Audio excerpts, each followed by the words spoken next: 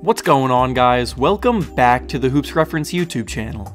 Today, we're going to be talking about a team that was supposed to be a lottery team, but instead has exceeded all expectations by a wide margin and now has a real chance to have home court advantage in a first-round playoff series. But before we get into things, make sure you subscribe to the channel below for all things NBA content. Now let's get right into it. If you haven't figured it out yet, the team that we'll be discussing today is the Indiana Pacers. The lack of expectations for this team came as a result of their controversial offseason. Their best player and face of the franchise, Paul George, let the front office know that he had no plans to re-sign with them after spending his first 7 seasons with the team. As someone who was born and raised in Los Angeles, he made his plans to sign there with the Lakers once his contract was up abundantly clear, so the Pacers had 2 options. They could either allow his contract to expire and let him play his final year out with the team, leaving the Pacers with nothing in return for their star forward, or they could trade him and at least get some value for him. The Pacers chose the latter of those 2 options and shipped him off to Oklahoma City in return for Victor Oladipo and Domantas Sabonis. While it was better than nothing, the reaction by most was that the deal that the Pacers got was really bad and they thought the Pacers got fleeced, and that for a player as good as Paul George, they could have at least gotten a little bit more in return. After this all went down, the assumption was that the Pacers would be focusing on tanking and that acquiring young pieces to build around was more important than winning now. For the most part, the media all collectively agreed that this team was not a playoff contender, and some didn't even think they would be close. Sports Illustrated predicted them to finish 11th in the East.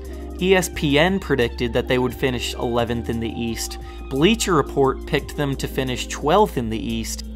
And USA Today predicted that they would finish 10th in the East. All very similar predictions, with the one thing in common with them all is that they would not make the playoffs.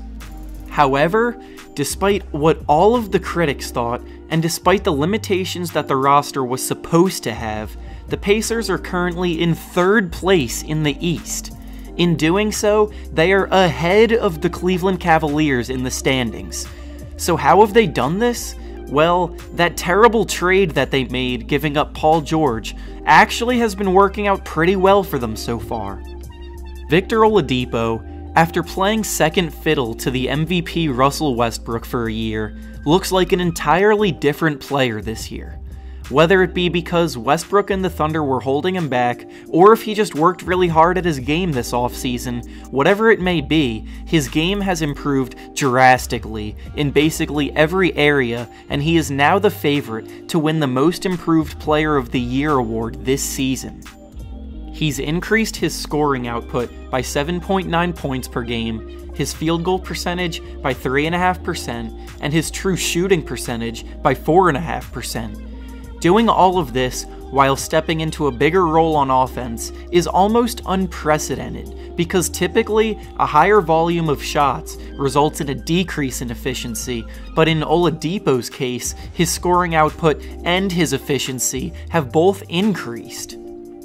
Add in the fact that his assists, rebounds, blocks, and steals have all increased as well this season, and as a result, you get a player that would be unrecognizable from his days in Oklahoma City and Orlando.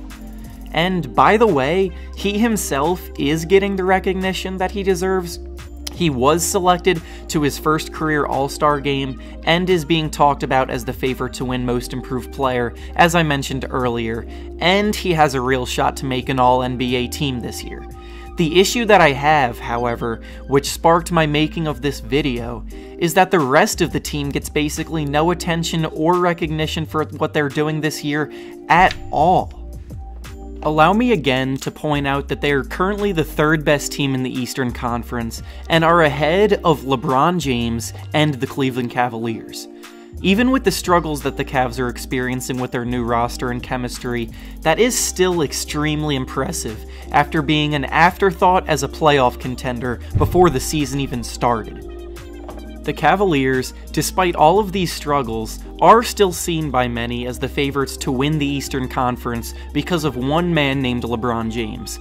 Which is fine, because LeBron has earned that level of respect after everything he has accomplished in his career. It could be that they are just coasting through the regular season and will flip the switch once the playoffs start, just like they've done each of the last 7 years. But then the Raptors and Celtics are also taken more seriously this year, being the top 2 teams in the East. Basically, the Pacers are the only team in the top 4 of the East without getting any credit for what they're doing this year. And in terms of disrespect, ESPN's updated power rankings don't even have them in the top 10. Above them are the Sixers and Wizards, who the Pacers have both beaten in their most recent matchups against those teams, and are currently ahead of both of them in the standings. There is no reason for those two to be higher in a power rankings other than pure ignorance and disrespect. Against notable teams, the Pacers have beaten the Celtics twice, beaten the Spurs twice, the Cavaliers twice, the Raptors once, the Wizards once, the Sixers once, and the Timberwolves once.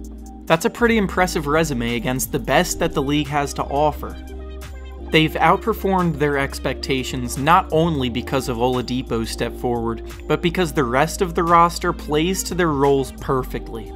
Miles Turner has become a phenomenal rim protector and stretch big. Lance Stevenson is providing a big spark off the bench. Thaddeus Young has been a tremendous overall player. Guys like Bojan Bogdanovic and Darren Collison have provided efficient scoring punches, and Domantas Sabonis has elevated his play a lot after being traded from the Thunder, both as a stretch big and on the glass. They have the 3rd best offense in the East and 6th best defense in the East, creating a very solid overall unit on both ends of the floor. In terms of points per possession, they rank 7th best in jump shooting offense, 6th best in pick and roll offense, 8th best in spot up offense, and 9th best in transition defense. No, they may not be the flashiest team in the league, which is where most of the headlines and attention typically goes, but how little they are talked about when discussing the best teams in the league is straight up disrespectful. If this keeps up, there will be a lot of surprised fans come playoff time, especially if the Pacers win a playoff series or two, even though it shouldn't surprise anyone. And with that being said, that's all I have for you today.